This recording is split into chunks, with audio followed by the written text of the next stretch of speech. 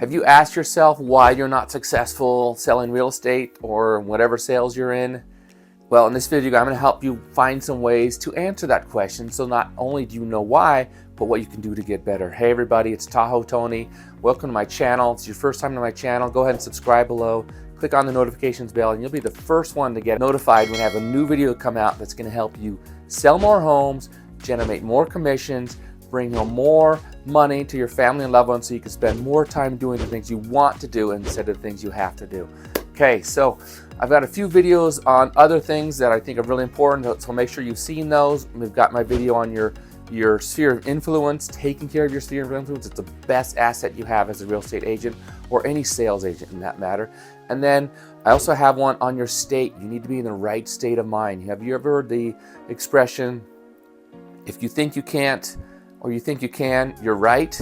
I mean, if you don't think you can do it and you try and go and do something, there's absolutely no chance you're gonna get it done. If you think you can do it, you know, you at least have a really good chance of getting it done. So those are different videos, but today I want to give you 3 tips on how to be successful. But I want you to ask yourself, how come you haven't been successful? There's something written over on my board. I look at it every day. Your income is directly tied to your skill set. So your income is directly tied to your skill set. So let's think about that. If you were a nurse working in a hospital and you worked and you were a great nurse and all of a sudden you said, you know what, I want to be paid like a brain surgeon. I'm going to be a brain surgeon. What would you do? You would have to go to school. You would have to do all the schooling and learning. It would take years for you to get that done. Then you would have your residency. It would be years of hard work and learning and improving your skill set in order for you to qualify to be a brain surgeon. Why are you not thinking that way in real estate? Why do you think you can be a top luxury agent or have the top team in your area if you're not willing to improve yourself? Do you think it just happens? Do you think those people that are the top, that just happened to them? They just all of a sudden woke up someday and they're the top agent? No, they worked hard to improve their skill set, to get better. They probably have a coach, or they probably go to training, they probably go to events, everything they can. There's so much information available now for you to be a better sales agent, and a lot of it is free, let me tell you. I'm not saying don't pay, because there's some great stuff that's really worth it. If you're not sure about something, reach out to me and I'll let you know if I think that's a good course or not, or I'll steer you towards some good courses. But let me tell you, almost every, I call them person of influence, where they do coaching or training, whatever, almost all of them will do free events as a teaser to get you to buy their course. But if you're smart, you can follow them on Instagram, on YouTube, and just do their free courses and get better until you can afford to do their courses. I highly recommend, not all of them, a lot of them, I recommend the courses. A lot of the successful agents I talk to have done, Brian DeFini and Tom Ferry, Tony Robbins, Coach Michael Byrd. There's so many great people out there with great courses. Kyle Whistle, Brent Gove has some great stuff. He does new courses. Krista Mayshore has some great courses. She's a super successful. Randy Byrd has a great course. He's got a boot camp training for newer agents or agents just getting started. It's amazing. If you haven't done that, I highly recommend that. So reach out to me if you want more information on that, or I'll put some of the information down below. But let's talk about what we want to on today's topic. I got 3 tips for you. I talked to where this is coming from, why I know this works. I talk to probably 10 to 15, maybe 10 to 20 successful agents every week. And I'm talking agents that are selling 30 to 60 to 70 homes a year, 15, 20, 30, 40 million in sales a year, right? I'm talking to these agents, I'm working with them. And I'll tell you, one of the biggest things they have in common is most of them answer their phone. And if they don't, they call me back within an hour or 2 at the most. A lot of them will send a text, hey, I'm with the client right now. I'd love to talk to you. Can I call you later?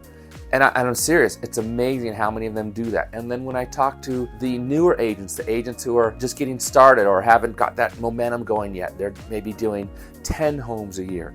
Not that many of them are answering their phone, and very few, if any, call me back. So one great tip already, answer your phone. If you can't answer your phone, send a text or just call that number back. It could be spam, it doesn't matter. Just call them back. It could be that next big client that's gonna put you into the next zone to be successful. So I highly recommend you answer your phone. Now, if you're out showing property, don't answer your phone, send them that text. Just click on that text, have a custom text made. Hey, I'd really love to talk to you. I'm with some clients right now. Can I call you later? Okay, let me say that again because I messed it up. So, hey, I'd really love to talk to you. I'm with clients right now, can I call you later? Keep it simple. And then make sure you do call that person back when you're done. I don't know if you have to set yourself a note or reminder, whatever it is, but make sure that gets done, okay? So tip number 1 for today is answer your phone or at least call them back. And another thing that drives me off the wall is when I call an agent and they don't answer their phone, they don't send me a text, and their voicemail is full. Incredibly unprofessional. I highly recommend you don't do that if you want to be successful. If you just want to keep being lazy, stay in your comfort zone, do your 6 to 10 homes a year, don't worry about it, just stick with that. But if you want to get better, answer the phone and at least make sure your voicemail is pleasant, current, and not full. But the best thing is to answer your phone and call them back as soon as you possibly can. All right, tip number 2 is actually going to be 4. I've got 4 here. They're the 4 Ps. What are the 4 Ps, Tony? What are you talking about, 4 Ps? First of all, be punctual. I work in the luxury real estate market. I'm always trying to be at least 15 minutes early when I have clients, or because the people I'm working with, they run companies, they're powerful people, they're CEOs, whatever. They're used to people being at their beck and call, people that are just there for them immediately. So make sure you're on time if you're working with people. I try and treat everybody like that, whether they're first-time home buyer looking in the lowest price homes in the market, doesn't matter. I'm there on time, and I make sure I'm punctual, okay? So that's the first P. Second P is be polite. Be polite to everybody, whether you're talking to another agent, a title officer, whoever it is. Be polite, be pleasant. So that's 2 Ps in that one of the 4 Ps. So be polite and be pleasant. It's gonna go a long way for you. And you're working with your clients, they're gonna see that, they're gonna respect you for that, okay? So the third P is be prepared.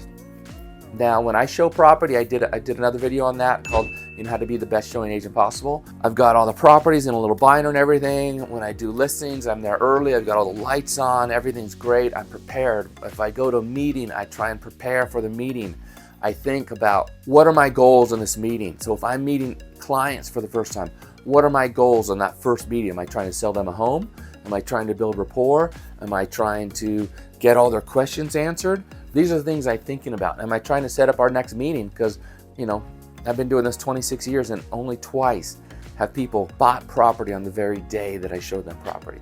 It's a little easier now because people get to see homes. So, if I was doing a lot of property showing, I'd probably get more of that done because people are seeing homes and they're picking out the homes and it goes a lot faster. But anyway, so be punctual, be polite, be pleasant, be prepared. And the 4th P is be present. So when you're showing property, be focused on your clients. Be focused on your clients. Don't be texting other people unless somebody calls. That's the only excuse. Or if you're trying to set up your next appointment, you can do that. But don't be texting your friends. Don't be making dinner reservations. Whatever it is you have to do, don't be doing that. Be present with your clients. Be listening. Answer their questions. Don't be obnoxious, hovering over them, but be there for them. So when they look at you, you're making eye contact. They know you're working for them. If you're going to listen presentation, be present. If you're on a Zoom call with people, be present. If you're in a class, be present. Be present in life. That's what I'm talking about. So that's the 4th P. I'm trying to think of probably what the biggest one is, but they're all super important. So I can't say which one is probably the best, but if you're prepared, you're going to be polite, punctual, and present. But if you're present, you're going to be prepared, polite, and punctual. Anyway, 4 very important P's, okay? And then the last one is be remarkable. So let's break down the word remarkable, right? Marketing, very similar, right? So if you are remarkable, someone's gonna make a remark about you. Someone can make a mark about you if you are remarkable. So if you wanna be a remarkable agent, you need to stand out. You need to do something special. I was working with my coach, Don, and we were talking about a guy wrote a book. If I can get the name of the book, I'll put it up here. He had a restaurant in New York, is one of the highest service restaurants in New York. The dinner checks were thousands of dollars, sometimes tens of thousands of dollars for dinner for a few people. And this restaurant just went way and above the total service. Like, for instance, if you walk in, normally you walk in, you take your coat off, your hat, and they give you a check, right? A ticket, you put that in your pocket. You get your valet, you get a ticket, you put it in your pocket, and then you're done, you go up there and you give them, and so this restaurant's like, that is not good service. We need to be remarkable. So what they did is when somebody walks in, they know what table they're going to. They put those coats in a special spot for that table. And so when those people are done with their dinner, they bring those coats up so they're there and ready. So it's not like, oh, let me go get your coat. Like, here's your coat. How was your dinner? We're really happy you came and enjoyed our restaurant. They're being remarkable. They had a system. So when the hostess was seating people, they would ask, would you like plain water, sparkling water, ice, what do you prefer? And when the people were sitting down, they would tell the hostess, and then that hostess would give a hand signal or whatever it was to the busser, and the busser would look at those hand signals and watch. And so the busser would bring exactly what that person wanted without having to ask again. And so they're trying to make the most pleasant experience possible. It was just a remarkable restaurant. If they knew when you were getting ready to go, they would tell the valets to bring your car up. So your car was right out front as soon as you walk out. Water bottles in the car for everybody. They were making a remarkable experience. The owner of the restaurant felt like it was a little awkward sometimes bringing somebody a check. You know, they just spent $6,000. I don't want them to feel rushed like they need to get out of my restaurant right away. He's like, but at the same time, I don't want them sitting around going, where's the check, or having to ask. So what he did, he would bring a bottle of cognac, and he'd give everybody a glass and just a splash of cognac, say, hey, here's some cognac for you. We really enjoyed having you at our restaurant. There's the check. Take as much time as you like, drink as much cognac as you like. Just let us know when you're ready to go, and we'll have your coach ready for you and bring your car up. That's remarkable, right? That doesn't happen in very many restaurants. So can you do that in your real estate career? What can you do to be remarkable? Can you think of anything? I talked to some agents. I've got some good ideas. If you want to reach out to me, I'll give them to you.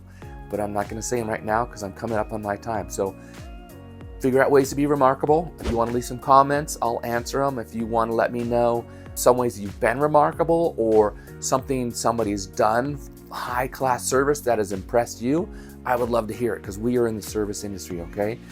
So quick review. Number 1, for the 3 great tips, answer your phone. If you can't answer your phone, send a text immediately and make sure your voicemail is open so that someone can leave you a message. Number 2, the 4 P's, right? What are they? Punctual, polite, prepared, present. It's very important, people. If you want to be successful, you got to be able to do all of that without even thinking about it. And the third one, be remarkable. That's not an easy one. You got to get creative. You got to do some research. You got to reach out to other people. You got to ask other super high-end successful agents what they've done. And I bet you're going to find out ways that they'd be remarkable, okay? So again, Tahoe Tony, thank you for listening. If you want to subscribe, I would love that. If you want to leave some comments, let me know what you think. Let me know what you want to hear. Let me know ways that you've been remarkable and people have remarked about you. Awesome. So go out there, get it done, and let's bring home more commissions, bring home more money to our family and loved ones so we can spend more time doing the things we want to do and not the things we have to do.